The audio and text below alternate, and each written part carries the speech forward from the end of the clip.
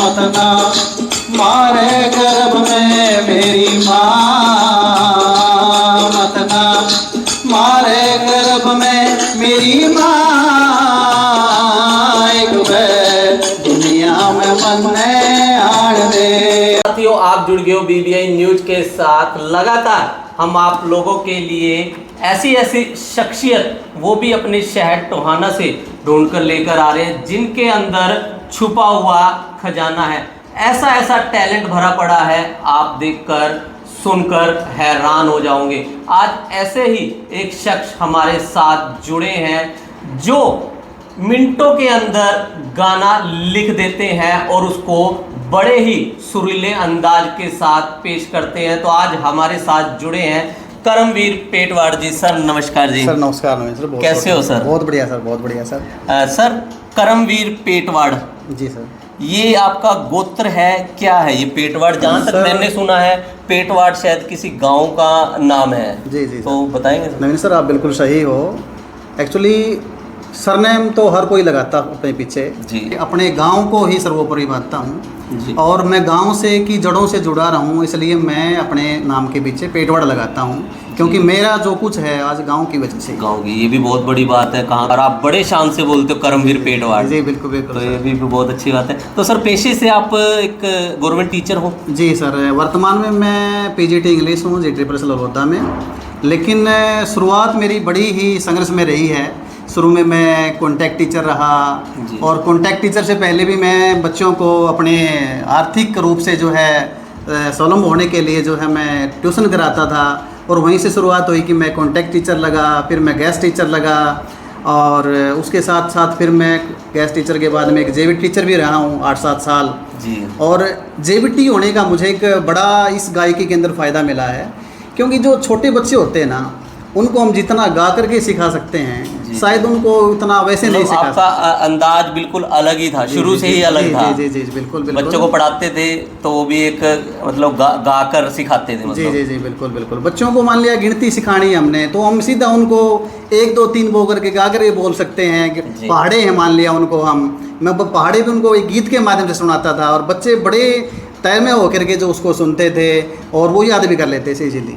तो बाद में JBT के बाद में मेरी प्रमोशन जो है मास्टर कैडर में हुई, फिर मैं आज जो है एक इंग्लिश लेक्चरर के पद पर कार्यरत हूँ। तो आज भी अंदाज वही है या फिर एक पहले कहते थे खड़ूस मास्टर है ये तो भाई हैं, और वो खड़ूस मास्टर छड़ी रखा है? आमतौर पर टीचर्स के पीछे खड़ूस लगा देते हैं, और खासकर अंग्रेजी का टीचर है उसको खड़ूस मानते हैं जी। और फर्स्ट जैसे मैं किसी स्कूल में जाता हूँ जहाँ मेरी पहली पोस्टिंग होती है, आमतौर पर ये मानते हैं कि इंग्लिश वाला टीचर बड़ा खड़ूस होगा, लेकिन जब क्लास में हम अपना पहला लेक्चर जो है देते हैं तो बच्चों को इतना इम्प्रेस कर देते हैं कि बच्चे चाहते हैं कि हम दोबारा से इस टीचर से पढ़ें। और बीच बीच में जैसे छोटे बच्चे हैं उसमें हम सिंगिंग को डाल सकते हैं, उनकी गिनती पहाड़े टीचिंग के अंदर। थोड़े से बच्चे बड़े होने के बाद हम डायरेक्टली उनको इस वे से नहीं पढ़ा सकते, लेकिन मैं आज भी जो है अपनी इस विधा का प्रयोग बच्चों को मोटिवेट करने के लिए, सामाजिक उद्देश्य से उनमें एक संस्कृति के प्रति जिज्ञासा पैदा करने के लिए मैं आज भी जो अपने इस विधा का प्रयोग तो कभी जैसे आप गाना गाकर बच्चों को सिखाते थे, पढ़ाते थे, तो कोई मजाक नहीं बनाता था कैसा टीचर है यार तो गाने गान लग रहे, तो ऐसा कुछ हो जाता है? अगर अपने जो कलीग होते हैं ना, कई बार वही मजाक उड़ाने लग जाते हैं। जी जी जी। तो ऐसा हुआ कभी? जी ऐसा है, आमतौर पर जिसको संगीत की समझ नहीं है हो सकता है वो मजाक उड़ाए, लेकिन हमारे मजाक उड़ाने से किसी के कोई फ़र्क नहीं पड़ता। हमें बच्चों को सिखाना है और जिस बेहतर वे से हम बच्चों को सिखा सकते हैं हमें उसी तरीके का यूज़ करना है। और मैंने संगीत को अपनाया और आज संगीत के ज़रिए जो है मैं अपने स्कूल के बच्चों को रंगोत्सव के लिए, इंद्रधनुष के लिए तैयार करता हूँ, और हमारे जो बच्चे हैं मैं उनको ट्रेंड करके, चाहे वो डिस्ट्रिक्ट लेवल का कार्यक्रम है चाहे स्टेट लेवल का, उसमें हमारे बच्चे पार्टिसिपेट करते हैं और पोजीशन लेके आते हैं। मैंने तो ये भी सुना है जैसे स्कूल के अंदर प्रोग्राम होता है, कुछ भी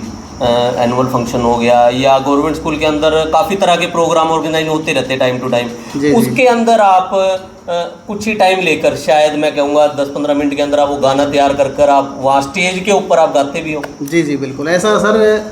आमतौर पर दूसरों के गीत तो हर कोई गा लेता है, भगवान ने मानो आप लोगों की दुआओं से ये जब भी मुझे कोई ज़रूरत पड़ती है तो मैं उसी टाइम जो है 15 से 20 मिनट में एक नया जो है सॉन्ग जो जैसा भी वहाँ पर माहौल होता है उसके अनुरूप मैं तैयार कर देता हूँ। आपने कहा अपना लिखा हुआ, जी जी मतलब जो आजकल फिल्मी गाने चले हुए हैं वो कॉपी नहीं करते, आप अपना बनाते हो? जी बिल्कुल, मैं कॉपी नहीं करता और हर बार मेरा जो गीत होता है वो अलग ही होता है और एक सामाजिक चेतना के उद्देश्य से, सामाजिक बुराइयां हैं उनको मिटाने के उद्देश्य से ही मैं अपनी प्रस्तुति देता हूँ।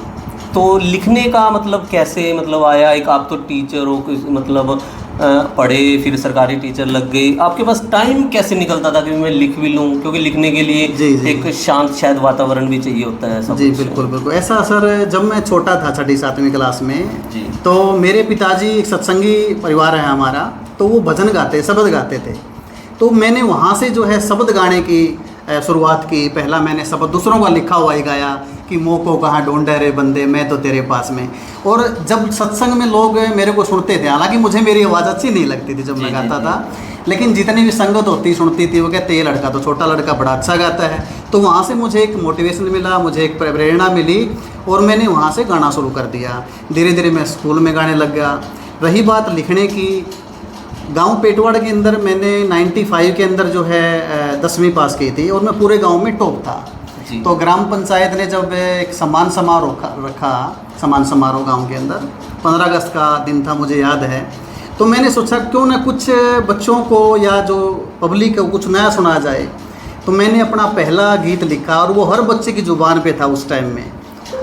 वो गीत था हमारा, पढ़ ले रे छोरे, पढ़ ले छोरे, कर ले पढ़ाई रे, फिर पाछे पछतावेगा बने भैंसा पाली रहे। और तो यहाँ पर आपने हारमोनियम भी रखा हुआ है? जी जी जी जी। तो जैसे आपका शौक है, लोगों को पसंद भी आया है, तो कुछ एक हमारे दर्शकों के लिए भी जो आपको इस समय देख रहे हैं, जी, तो जी, कुछ एक लाइनें आज के समय को लेकर अगर है कुछ तैयार आपके पास, जैसे सरकार ने नारा दिया बेटी बचाओ बेटी पढ़ाओ, उसके लिए कुछ है आपके पास? हाँ बिल्कुल बिल्कुल सर, मैं जितने भी सामाजिक बुराइयां हैं समाज के अंदर, जितने भी हमारे एजुकेशनल प्रोग्राम होते हैं जो सरकार चाहते हैं कि लोगों तक वो बात पहुँचे, उसके लिए मैंने काफ़ी कुछ लिखा है।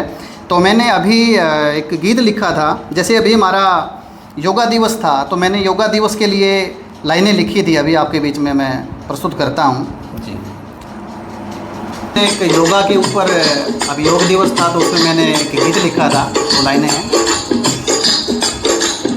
उठ सवेरे योग करो तुम, उठ सवेरे योग करो तुम, क्यों आलस अपना रे सो के नए अपनी रे जिंदगी, क्यों तुम नरक बना रे सो भाई, सो के नए अपनी जिंदगी, क्यों तुम नरक बना रे सो। तो मैंने अभी ये गीत लिखा था भाई, सो के क्यों अपनी जिंदगी नरक बना रहे हो। जी। मतना मारे गर्भ में मेरी माँ, मतना मारे गर्भ में मेरी माँ, एक दुनिया में मन आन दे, मतना मारे गर्भ में मेरी माँ, एक दुनिया में मन आन दे,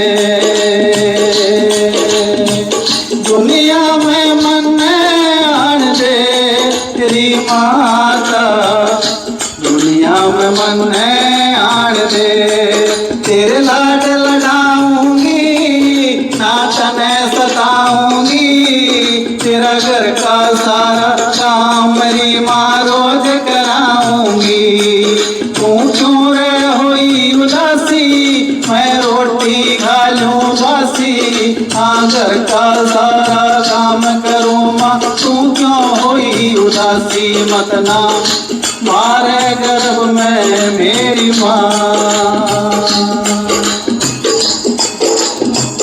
क्या बात है सर, ज़बरदस्त। मतलब एक कसम से ना आंखों में आंसू आ जाते हैं, क्योंकि आज की कड़वी सच्चाई है ये, बेटियों को मार दिया जाता है। जी। चलो इस गीत से है कहीं ना कहीं कोई प्रेरित होगा और जो बेटियों को मारने का सिलसिला जो जारी है वो बंद हो जाए, हम भी यही दुआ करते हैं। और सर कुछ नशे को लेकर कुछ हो ऐसा कुछ? जी बिल्कुल, नशे के बारे में मैंने काफ़ी सॉन्ग लिखे हैं, मैं आपको 2 लाइनें सुनाता हूँ जी। नशा करण तय हो बर्बादी, नशा करण तय हो बर्बादी, कुछ ना आनी जानी रे, नशा करण ते हो बर्बादी, कुछ ना आनी जानी रे, कुछ भी बाकी रहता कोन्या, हो जा खत्म कहानी रे, भाई कुछ भी बाकी रहता कोन्या, हो जा खत्म कहानी रे। क्या बात है सर, सल्यूट है आपको सर। मतलब थैंक यू बहुत आज जिस चीज़ की ज़रूरत है, जो मतलब मोटिवेशन चाहिए, उन्हीं के ऊपर आपने गीत लिखे हुए हैं। 2000 से ज़्यादा गीत और रागनी लिख चुका हूँ आमतौर पर, और जब भी, क्योंकि कोई भी रागनी है मैं दोबारा रिपीट नहीं करता, और मैं उसको एक तरह से समाज की चेतना के लिए हर बार एक नया मुद्दा होता है और उसको एक गीत लिख देता तो हूँ। आपका मन नहीं करता भी, जैसे आप इतना अच्छा लिखते हो, गाते भी हो, तो मन नहीं करता कि मैं सिंगिंग लाइन के अंदर जाऊं, वहाँ पर कोशिश करूं, ट्राई करूं? इसमें कुछ से अभी पाबंदियां हैं सर, क्योंकि मैं गवर्नमेंट टीचर जी। हूँ, और ऐसे पब्लिकली जो है मैं कोई इवेंट वगैरह विदाउट गवर्नमेंट की परमिशन से नहीं कर सकता। बट एक प्लान है कि आफ्टर रिटायरमेंट जो है अपनी जीवन को म्यूजिक के माध्यम से और अच्छा बनाएंगे, और जितना भी अपना संगीत के माध्यम से लोगों को संदेश देना होता है वो जरूर देंगे सर। तुम निकले सर बिल्कुल ही, आप तो कमाल कर दी।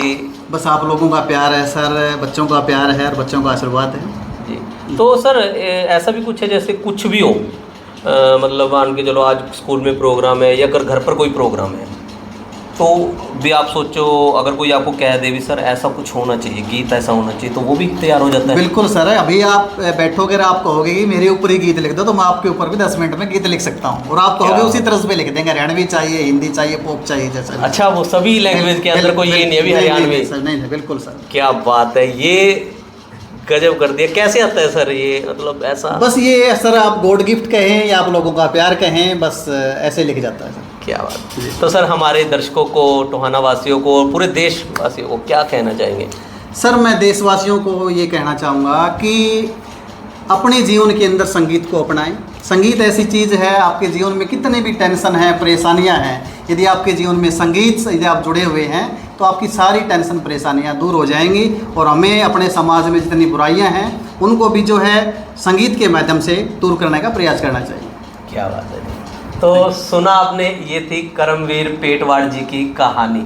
कितनी दिलचस्प कहानी है, इतने सुंदर और इतने बढ़िया संदेश देने वाले इन्होंने गीत गाए हैं, और कुछ गीत तो ऐसे जिनको अगर आप ध्यान से सुनोगे तो आंखों में से पानी निकल आएगा। बेटी बचाओ को लेकर आपने सुना ही होगा, कितना ज़बरदस्त गाया है।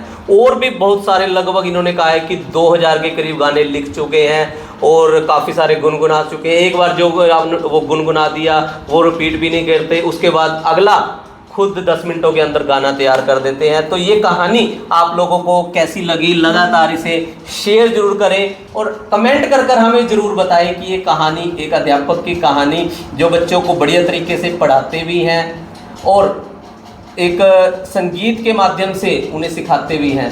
तो बताएं हमें कमेंट कर कर। फिर नई शख्सियत के साथ आपके साथ दोबारा रूबरू होंगे। तब तक के लिए सभी साथियों को जय हिंद, जय भारत।